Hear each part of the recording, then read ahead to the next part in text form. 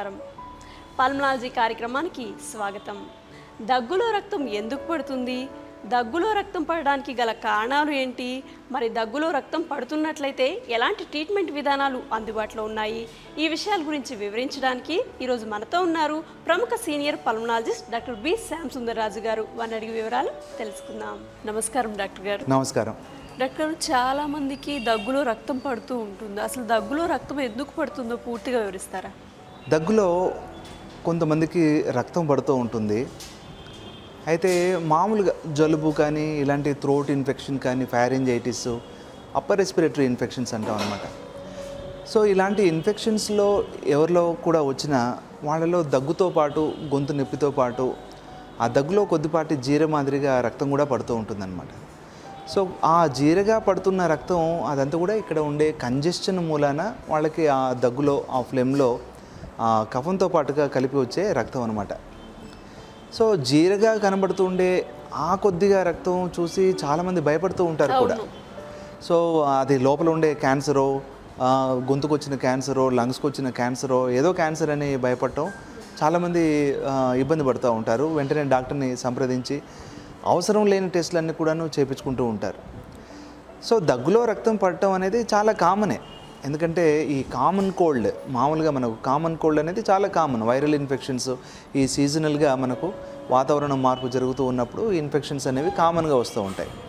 So ఈ common cold అనేది ముక్కు దగ్గరే ఉండకుండా అది గొంతు వరకు, లంగ్స్ వరకు కూడా వెళ్తూ ఉంటుంది. ఒక్కోసారి అది కొద్దిగా సివియర్గా ఉన్నట్లయితే ఆ కంజెషన్ అనేది అక్కడ రావటం, ఆ ఫైరింజైటిస్ కానీ లారింజైటిస్ కానీ, ఆ కంజెషన్ మూలాన అక్కడ ఉండే తెల్ల రక్త కణాలతో పాటుగా ఎర్రపు రక్త కణాలు కూడాను వస్తుంటుంది. అదేవిధంగా బ్లడ్లో నుంచి కొద్దిగా సీక్రెషన్స్ ఊజ్ అవుతూ ఉంటాయి అన్నమాట. అవి కూడా ఎరుపు రంగులోనే ఉంటాయి. కాబట్టి వాళ్ళు దగ్గినప్పుడు ఆ దగ్గులో ఆ ఎర్రగా వాళ్ళకి జీరగా కనబడుతూ ఉంటుంది. అయితే కొంతమందిలో ఈ సైనస్ ఇన్ఫెక్షన్స్ అనేవి కామన్గా ఉంటాయి. ఈ ఫ్రీక్వెంట్గా అలర్జీ ప్రాబ్లమ్స్ రావటం కానీ, లేదా ఫ్రీక్వెంట్ కోల్డ్స్ రావటం కానీ, ఇన్ఫెక్షన్స్ వస్తున్న వాళ్ళల్లో ఈ సైనస్ ఇన్ఫెక్షన్ అనేది కామన్ అనమాట. అయితే సైనస్ ఇన్ఫెక్షన్ ఉండే వాళ్ళల్లో కూడాను అది ముక్కు ద్వారా గొంతులోకి వెళ్ళిపోయి ఆ జీరగా రక్తం రావటం, కఫం రావటం అనేది జరుగుతూ ఉంటుంది. సో అదేవిధంగా కొంతమందిలో ఈ లోపల ఉండే ఈ టాన్సిల్స్ కానీ లేదా ఫారింగ్స్ కానీ ఆ ఇన్ఫెక్షన్, ఫారింజియల్ ఇన్ఫెక్షన్స్ బాగా ఉన్నట్లయితే ఆ ఇన్ఫెక్షన్లో మనకు బాగా కందిపోతుందన్నమాట. ఈ లోపల ఉండే మ్యూకోజా అంతా కూడా బాగా కందిపోవడం మూలన అక్కడ కొద్దిగా చిట్లు నవ్వడం, చిట్లిపోతూ ఉంటుంది కూడా కొంతమందిలో. సో ఆ ఇన్ఫెక్షన్ సివియర్గా ఉన్నప్పుడు కానీ, లేకపోతే ఆ ఇన్ఫ్లమేషన్ బాగా ఎక్కువగా ఉన్నప్పుడు కానీ అక్కడ నుంచి కొంచెం జీరగా మనకు బ్లడ్ రావటం, ఊజ్ కావటం, సీక్రెషన్స్ రావటం, కఫంతో పాటు అది కలిసిపోవటం జరుగుతూ ఉంటుంది. సో ఇవన్నీ కామన్ కండిషన్స్ అన్నమాట. వీటి గురించి పెద్దగా మనం వరి అవ్వాల్సిన అవసరం లేదు. వీటన్నిటిని మనం స్పూరియస్ హిమాప్టైసిస్ అంటాం. అంటే అది బ్లడ్ బయట పడటాన్ని హిమాప్టైసిస్ అంటాం. ఈ స్పూరియస్ అని అంటాం ఎందుకు అని అంటే ఇది అప్పర్ రెస్పిరేటరీలో వస్తూ ఉంది. దీనికి అంత ప్రమాదమైన సూచికలు ఏమి ఉండవు కాబట్టి ఇది స్పూరియస్ హిమాప్టైసిస్ అని అంటాం అనమాట. అదే శ్వాసనాళాల్లో అంటే గొంతు లారింగ్స్ నుంచి కింది భాగంలో ఈ బ్రాంకై కానీ, తర్వాత ఎయిర్వేస్ కానీ, లంగ్ టిష్యూస్లో జబ్బులు ఏమన్నా వచ్చినప్పుడు ఆ జబ్బులో నుంచి కూడా రక్తం చాలామందిలో వచ్చే ఛాన్స్ ఉంటుందన్నమాట. సో ఈ జబ్బుని బట్టి కూడా ఈ రక్తం రావడం అనేది జరుగుతూ ఉంటుంది. అయితే కొంతమంది జబ్బులో ఈ బ్రాంకీ ఎక్టేసిస్ అంటాం అనమాట. అంటే శ్వాసనాళాలు బాగా వెడల్పుగా మారిపోతాయి అన్నమాట.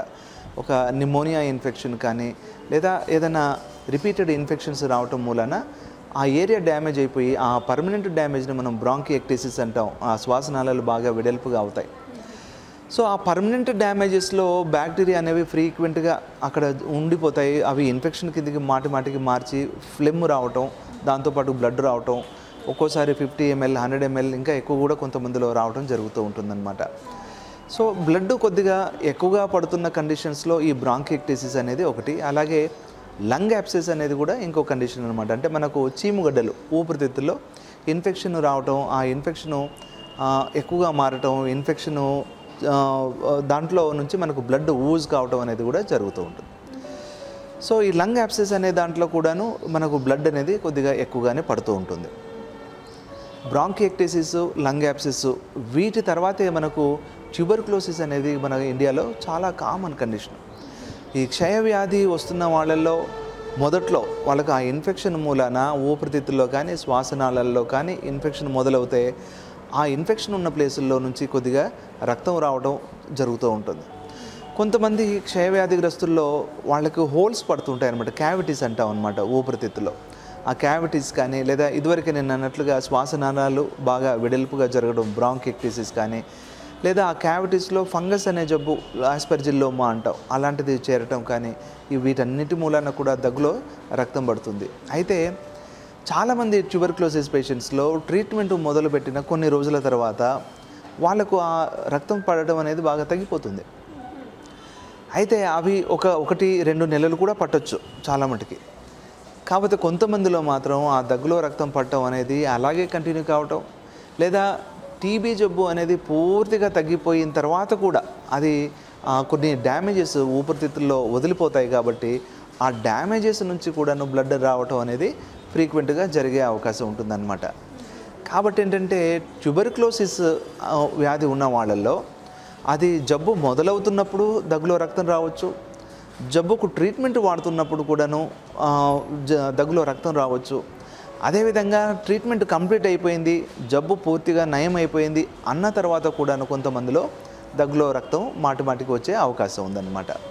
సో చాలామంది టీబీ పేషెంట్స్ వాళ్ళల్లో ఒకవేళ ట్రీట్మెంట్ కంప్లీట్ అయిపోయిన తర్వాత కూడా ఒకవేళ ఇలాగే దగ్గులో రక్తం వస్తూ ఉన్నట్లయితే భయపడుతూ ఉంటారనమాట. మళ్ళీ ఆ జబ్బు తిరగబెట్టిందేమో అన్న అనుమానాలు చాలామందిలో ఉంటాయి. వాళ్ళు భయపడుతూ ఉంటారు, ప్రతిసారి మరి పరీక్షల కోసం వెళ్తూ ఉంటారు. టీబీ జబ్బు ఉందా లేదా అని తెలుసుకోవడానికి స్ఫూటం టెస్ట్ కానీ, లేదా సిటీ స్కాన్ కానీ, లేదా బ్రాంకోస్కోపీ కానీ ఇలాంటివి మాటిమాటికి చేయించుకుంటూ ఉంటారనమాట. సో వీటన్నిటికంటే మనకు సిటీ స్కాన్లో ఒకవేళ వాళ్ళ జబ్బు ఒకవేళ తగ్గిపోయిన తర్వాత కూడా కొన్ని మచ్చలు ఏవైనా ఉండి ఫైబ్రోసిస్ కానీ, బ్రాంకిక్టిసిస్ కానీ, ఆస్పెర్జిల్లోమా కానీ, క్యావిటీ కానీ ఏదైనా మిగిలిపోయి ఉంటే వాటి వల్ల మనకు బ్లడ్ రావచ్చు అని మనం వాళ్ళకి ముందుగానే ఈ స్కాన్ లాంటివి చేసి ముందుగా చెప్పేస్తే వాళ్ళు ఎలాంటి ఇబ్బంది పడరు, భయపడరు కూడాను. పల్మనాలజీ కార్యక్రమంలో చిన్న విరామం.